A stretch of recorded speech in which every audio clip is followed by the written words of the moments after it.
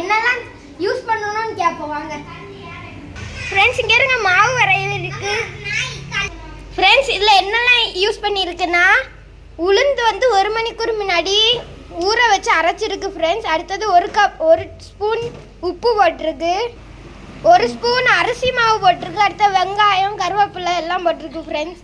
நல்ல மிளகு போட்டிருக்கு. இங்கே பாருங்கள், இங்கே ரெடி ஆகி இருக்குது, இங்கே ரெடி ஆகிட்டு இருக்கு ஃப்ரெண்ட்ஸ். இதுக்கு மேட்சிங் இங்கே சட்னி ரெடி ஆகிட்டு இருக்கு ஃப்ரெண்ட்ஸ். செம்ம டேஸ்ட்டாக இருக்கும் ஃப்ரெண்ட்ஸ் உளுந்த வடை. எங்கள் சித்தி உளுந்த வடை சூப்பராக பண்ணுவாங்க. இதில் எனக்கு பிடிச்சதுன்னா அந்த உளுந்த வடை மட்டும்தான் ஃப்ரெண்ட்ஸ். இதே மாதிரி தான் சாயங்காலம் ஆனால் எங்கள் சித்தி நிறைய செய்யும் ஃப்ரெண்ட்ஸ்.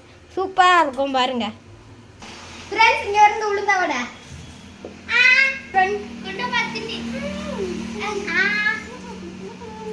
சுட சுட நல்லா இருக்கு. சட்னியில் அப்படியே முக்கிய மாதிரி நல்லா இருக்கு.